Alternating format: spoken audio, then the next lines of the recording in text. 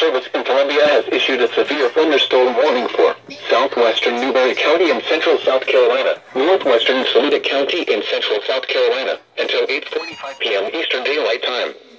At 7:42 p.m. Eastern Daylight Time, a severe thunderstorm was located 7 miles east of Cross Hill, or 13 miles west of Newberry, moving southeast at 25 miles per hour.